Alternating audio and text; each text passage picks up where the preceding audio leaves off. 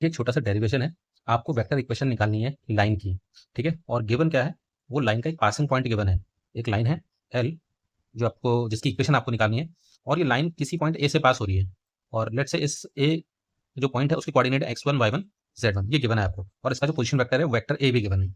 Okay, और एक चीज और गिवन है कि ये जो लाइन है ये बी वेक्टर के पैरेलल है, साफ साफ आपको दिख रहा है, ठीक है। तो हम इसमें कंसिडर करते हैं एक जनरल पॉइंट हम ले लेते हैं पी, एक जनरल पॉइंट पी ले लेते हैं, और जिसका पोजीशन वेक्टर क्या है, वेक्टर आर है।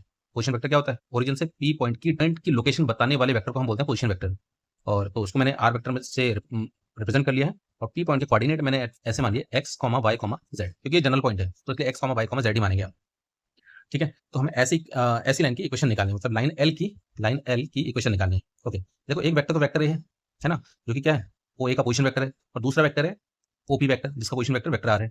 तो एक वेक्टर में और बना लेता हूँ, क्या, लाइन एल में एक वेक्टर मैंने बना लिया एपी, एपी वेक्टर, ठीक है। तो एपी वेक्टर कैसे निकलता है, पोजीशन वेक्टर ऑफ, मैं शॉर्ट में लिख रहा हूँ, position vector of P minus position vector of A.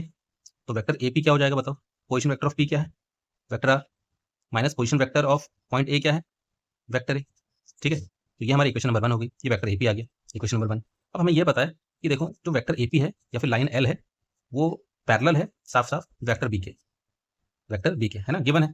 Okay, कभी भी दो लाइन या दो वेक्टर पैरेलल होता है तो कंडीशन क्या होती है, तो एपी होगा, एपी वेक्टर क्या होगा, लैम्डा टाइम्स क्या होगा, वेक्टर बी, क्योंकि ये कंडीशन होती है पैरेलल की, अगर दो वेक्टर्स पैरेलल होते हैं तो वो वेक्टर लैम्डा टाइम्स होता है दूसरे वेक्टर के, और लैम्डा क्या है यहाँ पे, एक कांस्टेंट है, एक कोई कांस्टेंट है जिसको हम स्केलर भी बोल देते हैं, ठीक है।